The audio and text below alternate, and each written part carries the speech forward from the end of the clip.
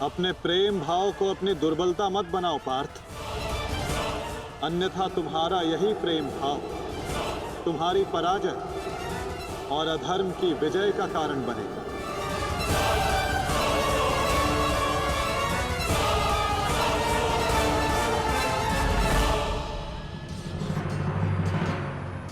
शस्त्र उठाओ पार्थ,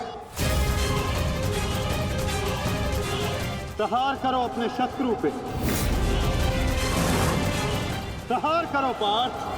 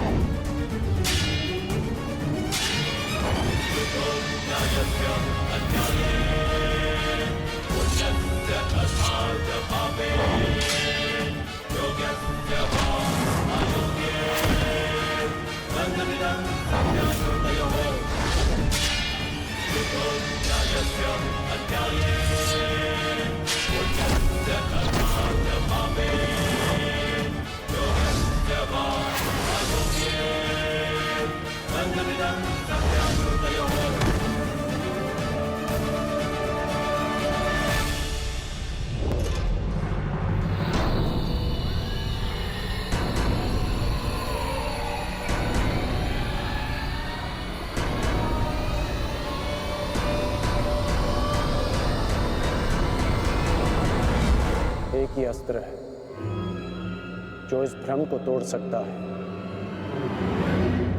सत्य कीर्ति अस्त्र।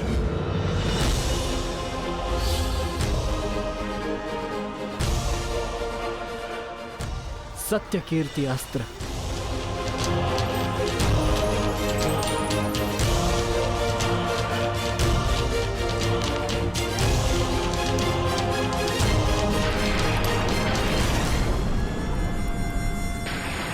मुझे अपने कर्तव्य का पालन करना ही है। तुम भी अपने कर्तव्य का पालन करो मित्र। हम दोनों को कोई नहीं रोक सकता।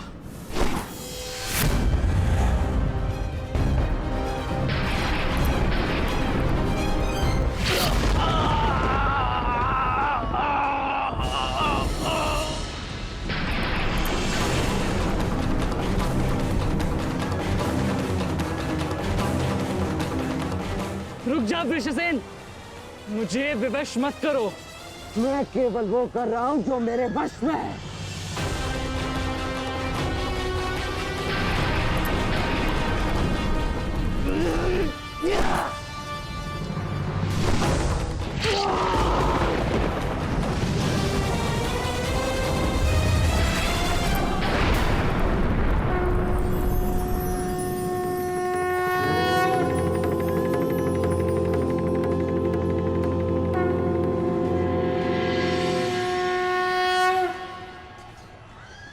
अद्भुत। मुझे तुम पर गर्व है पुत्र।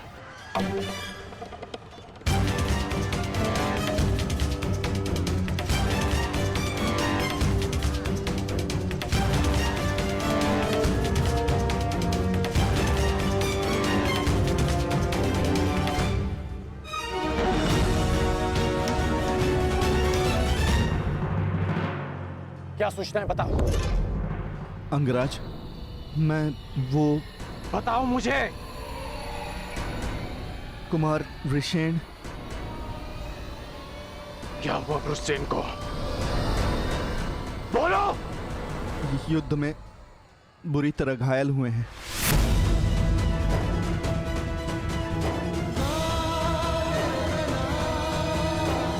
पुत्र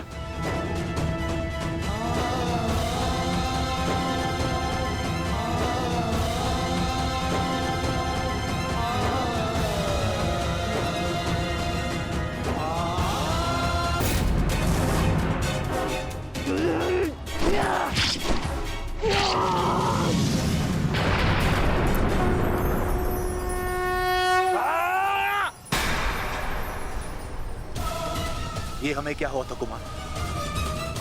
हम एक दूसरे पे क्यों प्रहार कर रहे थे? अवश्य कोई माया थी जिसका अंत हुआ।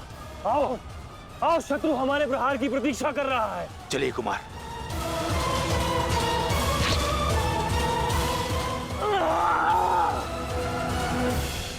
तुम्हारे कौशल और शौर्य को नमन है वृषसेन। अनुमान नहीं था कि कौरव सेना में ऐसे कुशल योद्धा से सामना होगा। सूर्यास्त में समय अभी शेष है अभिमन्यु, और हमारे तुनीरों में बाण नहीं। तो समय व्यर्थ ना करते हुए द्वंद्व आरंभ करें। तो मैं प्रस्तुत हूं योद्धा।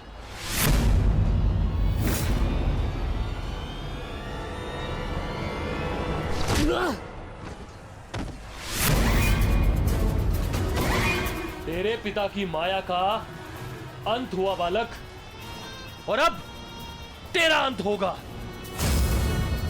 या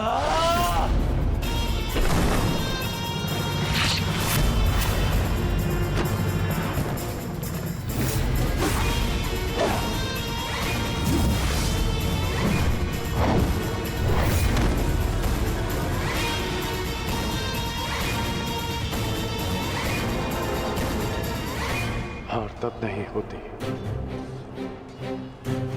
जब मनुष्य पराजित होता है। हार तब होती है जब वो हार मान जाता है। हार मत स्वीकारना पुत्र। इस कुरुक्षेत्र की भूमि को, इस महाभारत के युद्ध को तुम्हारी आवश्यकता है। अभी बहुत द्वंद्व शेष है। उठो, अपने क्रोध को, अपने साहस को, अपने विश्वास को एकत्रित करो। उठो और युद्ध करो। उठो पुत्र, उठो पुत्र, उठो पुत्र।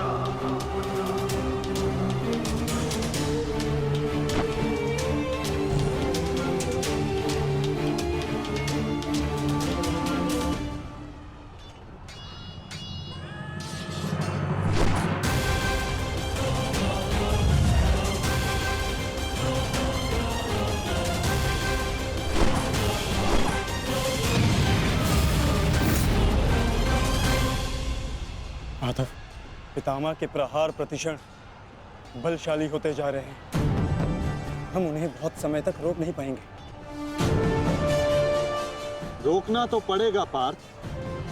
जितना समय तुम इन्हें रोकोगे उतना समय भीम को मिलेगा कि वो दुर्योधन को परास्त कर युधिष्ठिर के समक्ष आत्मसमर्पण करने को विवश कर सके।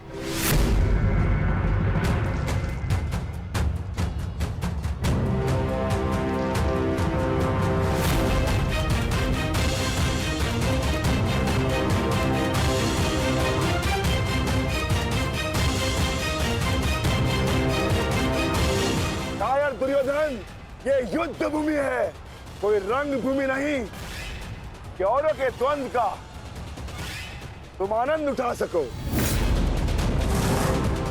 क्यों दुर्योधन, कायरों की भांति क्यों खड़े हो? आओ और आकर मुझसे युद्ध करो।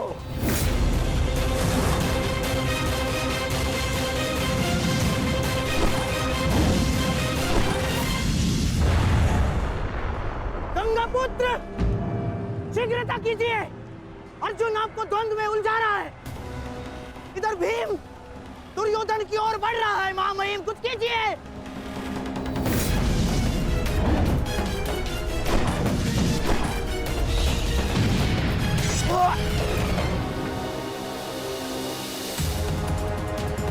सारथी,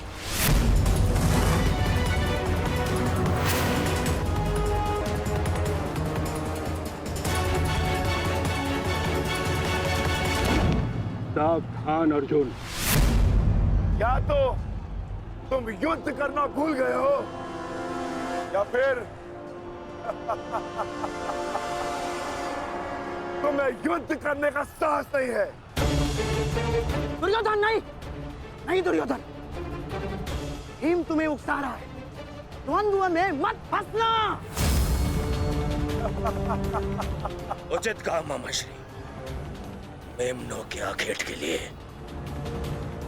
से आगे नहीं बढ़ते, बस भूखे भीम के लिए तो मेरी कलिंग की सेना ही पर्याप्त है। कलंक के वीरों, आक्रमण करो और इसको बंदी बना लो। जाओ।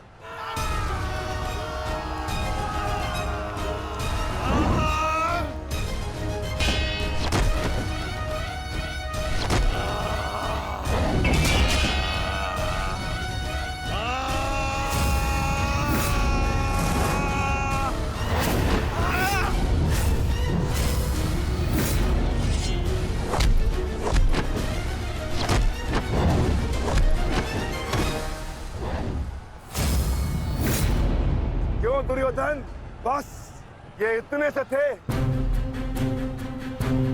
अरे इनसे तो युद्ध करके मेरे हाथ पैर भी नहीं खुले।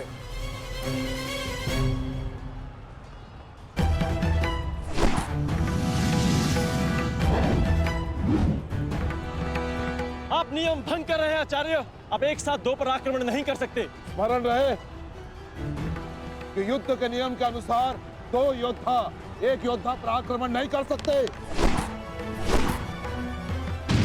परंतु एक योद्धा दो योद्धाओं पर आक्रमण कर सकता है। सहदेव,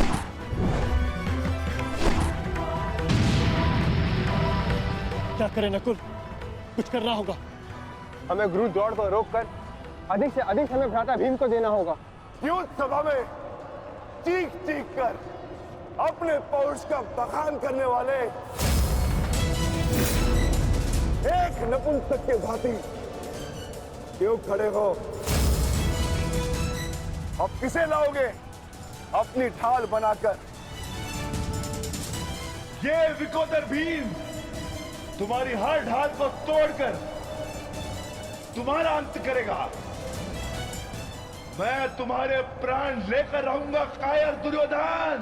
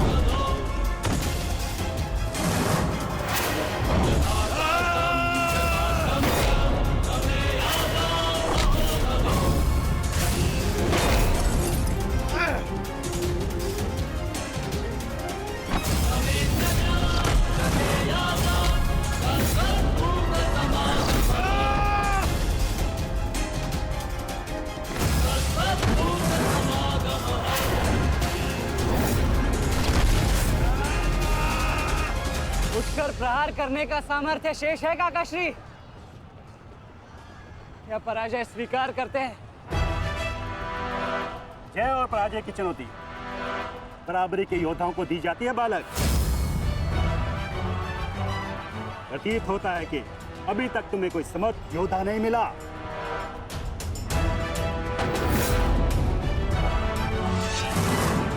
मैं शब्दों के बाण नहीं चलाता नानाश्री। अच्छा, तो युद्ध करो या समर्पण करो।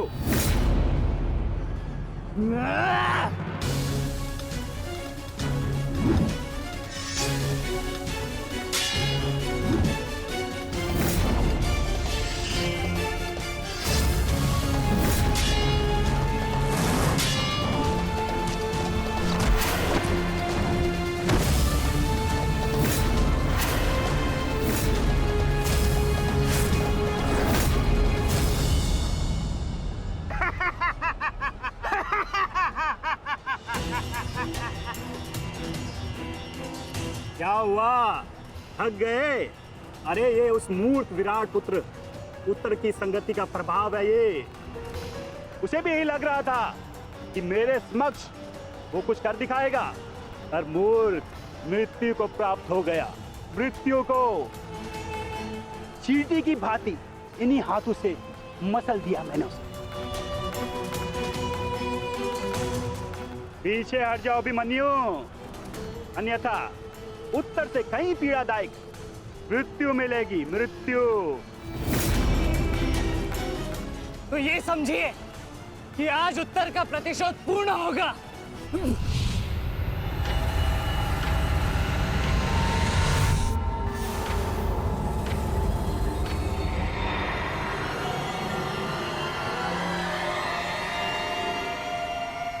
फिर से मूर्खता कर रहे हो अभिमन्यु। मेरी शक्तियों के बारे में ज्ञात नहीं है। शत्रु का क्रोध मुझे और बलशाली बनाता है, बलशाली।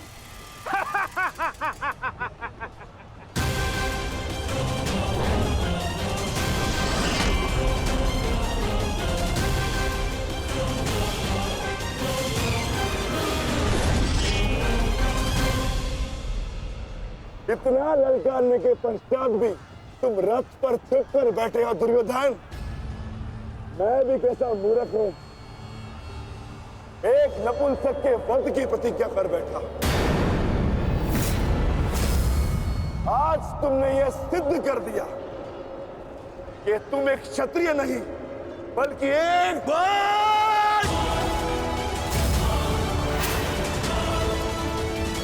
बहुत हो गया। सावधान!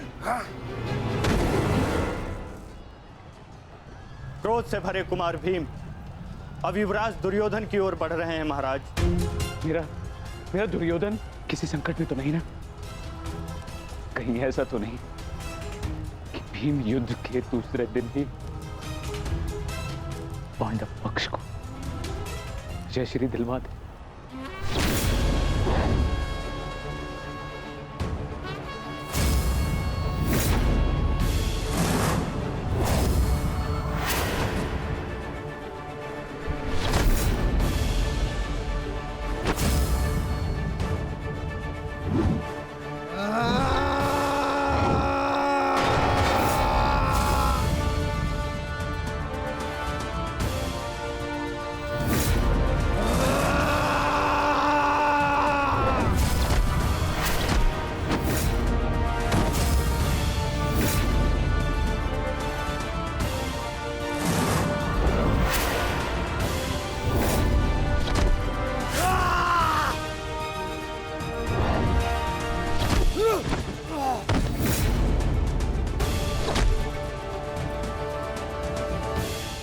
दुर्योधन मारो!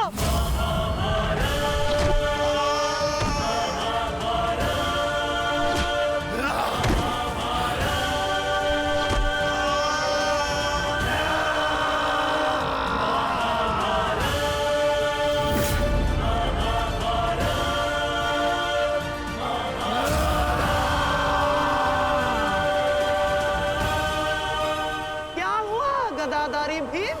अब दिखाओ तुम्हारा पौरुषत्व। या कहो तो हस्तिनापुर की स्त्रियों से आभूषण लाके तुम्हें पहना दूं? क्या हुआ? युद्ध बातों से नहीं, बल से जीता जाता है। यदि इस जैसे शरीर में थोड़ा सा भी साहस बचा है, क्रोध और प्रहार कर मुझ पर। अरे ये क्या पहचानेगा अपनी शक्ति को? इसे कैसे मैंने वस्त्र और आभूषण रहित करके हाथों के मत्थे बिठा दिया था मैंने।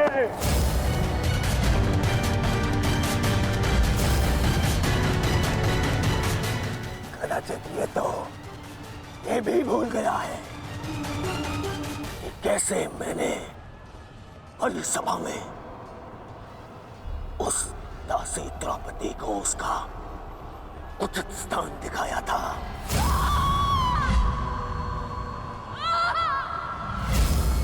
आओ दासी सीत द्रौपदी आकर मेरी गंगा में बैठो। आओ। वस्त्र हरण करो इस दासी का।